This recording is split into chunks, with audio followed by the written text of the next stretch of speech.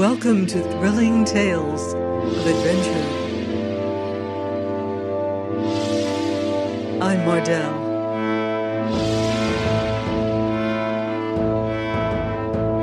And it's time for another chapter of Black Bartlemys' Treasure by Jeffery Farnol.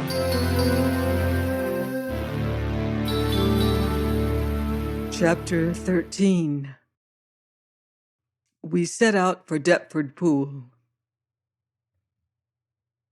Penfeather drew clenched hand across his brow, and coming to the table, reached the half-emptied flagon and drank what remained of the wine thirstily. While Bim, his great body huddled in the chair, stared at the bullet hole in the shutter with starting eyes, as to me, I picked up Penfeather's fallen pistols and laid them on the table where Godby had set the lanthorn. "Tricity," says Bim at last in a hoarse whisper. "Tricity? Oh, Cap'n, be ye sartin sure?"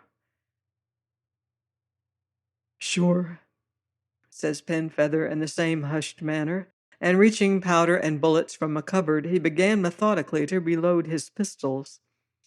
"He'll be outside now, where the shadows be thickest, waiting me with Abnegation and Saul and Rory and God knoweth how many more." "Then he aren't dead, Cap'n?" Penfeather's black brows flickered, and his keen eyes glanced from his rent doublet about the room. "Howbeit, he was here, Joel," said he. "Why, then, Cap'n, the dying's woman curse holds, and he can't die," says Bim, clawing at his great beard. "He was here, Joel, in this room," says Penfeather, busy with the powder horn, "man to man, knife to knife. And I missed him. Since midnight I've waited with pistols cocked and never closed eye. And yet here he was, or ever I was aware, for as I sat there I the dark by the window above the porch, which is therefore easiest to come at, I espied Mings and him staring up at the lattice of this chamber. So here creeps I, and opening the door, saw him move against the open lattice yonder, a shot no man could miss. Aye, Cap'n, aye. And I missed him, Joel. With both weapons, and I within 3 yards of him, I missed him with both pistols. Which is small wonder, says I, for as you fired, he tripped over me, Adam. And why should he trip just then? At the one and only moment, Martin. Chance, says you? Why, when he came leaping on me in the black dark, should his hook meet and turn my knife from his throat? Chance again, says you. Why, when he flung me off and made for the window, why must I catch my foot against that staff of yours and bring up against the wall with all the strength and breath knocked out of me and no chance for one thrust as he clambered through the lattice? By the Lord, Martin, here's more than chance, says I. Aye, by cock, muttered Joel, shaking his head. 'Tis witched he be. You'll mind what I told you, Cap'n. The poor lady has died raving mad aboard the Delight. How she died cursing him with life, and him standing by a polishing o' that hook o' his. Oh, Cap'n, I'll never forget the work of that same hook. Many's the time Bartlemys prisoners, men and women, aboard that cursed lady's Delight. By cock, I dream on it sometimes and wake all of a sweat." "Here's no time for dreams," says Penfeather, ramming home the charge of his second pistol. "Is the passage clear?" "Save for the matter of a few kegs, Cap'n, but we'll serve." "We'll start in half an hour, Joel." "The 3 of you, Cap'n?" "Aye, we must be aboard as soon as may be now." "Cap'n," says Godby, "speaking as a master gunner, a mariner, and a peddler, I'm bold to say as there's not like a bite and sup to hasten a man for a journey or aught beside, flog me else, and there's not more heartening than ham or neat's tongue or brisket of beef, the which I chanced to spy i' the kitchen." "Why then, Master Gunner," says Penfeather, "go you and engage those same in close action, and I'll join ye, as soon as I have shifted these rags of mine." "Adam," says I, unstrapping my wallet, as Bim and Godby descended the stair, If we are to have our throats cut tonight, 'twere as well I handed back your chart first. And I laid it on the table. Well, 'tis safe, as with you, comrade, but as you will, says he, slipping the chain about his neck. As for any throat slitting, Martin, you'll find that with danger my inborn caution groweth to timidity. Ah, yes, I nodded, such timidity as walks under the very noses of desperate, well-armed rogues of a moonlit night.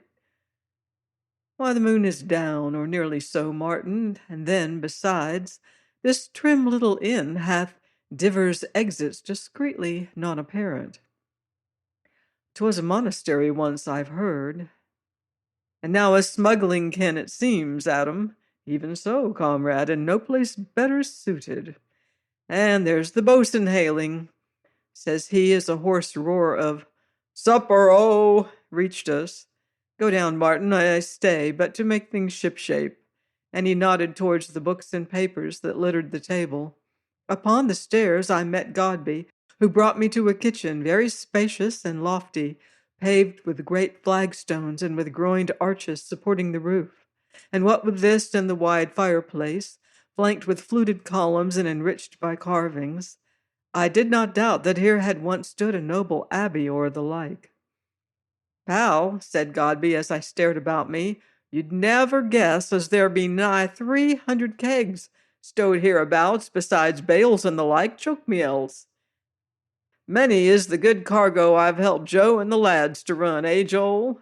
So you're a smuggler, Godby, says I. Cock, says Bim reproachfully, and setting a goodly cheese on the table with a bang. Say, free trader, Cock. T'other's a cacklin' word, and I don't like cackle. Aye, nodded Godby. What's the word? Free trader, Martin. So I am, and what then? 'Twas summat of the sort as got me suspicioned by Gregory and his catchpoles, rot 'em. But here Adam entered, very soberly dressed in sad-colored clothes, and we sat down to sup forthwith. Do we sail soon, Cap'n? Questioned Godby in a while. I hope to be clear of the Downs a few days hence, says Adam.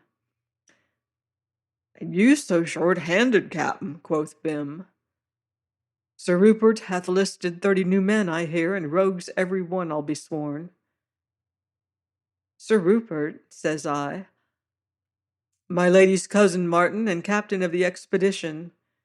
Is he a sailor, Adam? No, Martin, most like of your fine gentlemen adventurers, he knows no more of navigation than this cheese. Which is just as well, Martin, aye, mighty well. How so? Who shall say, Martin, who shall say? And here he took a long draught of ale.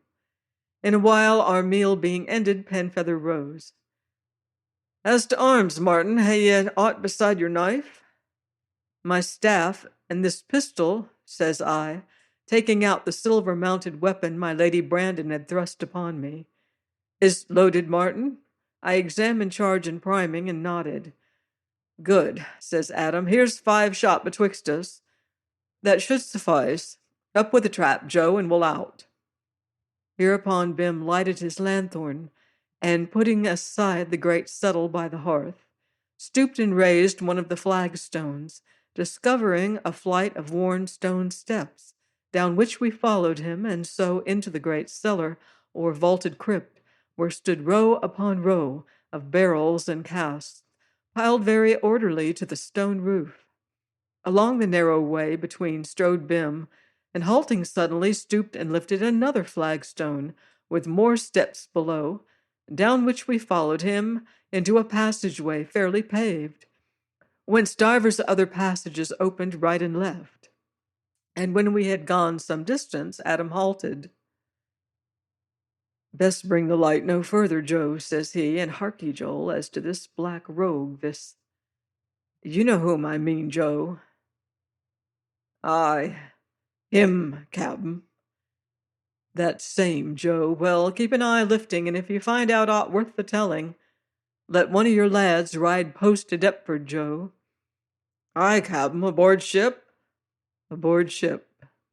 Cap'n, quoth he, clasping Adam's hand, I'm a man of few words, and thanks to you, I'm snug enough here with my wife and daughter as is away till this cargo's run, but say the word, and I'll sail along o' you come battle, murder, or shipwreck." "Or a hook, Joel?"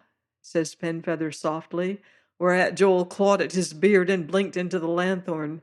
Finally he gives a great tug to his beard and nods.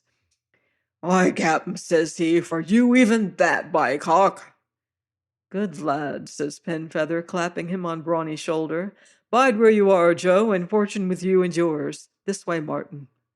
So having taken our leave of Bim, Godby and I followed Adam along the passage, guided by the boatswain's lanthorn until, turning a sudden sharp corner, we plunged into pitchy gloom, wherein I groped my way until Penfeather's voice stayed me. "Easy all," says he softly. "Have your pistols ready, and heed how you come." Creeping cautiously, I found myself amid leaves that yielded before me, and stepping through this natural screen, I stumbled into a bush and presently found myself standing in a small copse, dim lighted by a waning moon, and never a sound to be heard, save the soft whisper of leaves about us, and the faint far cry of some night bird. "Ah," says Adam at last, gazing away to the sinking moon. "So our journey begins.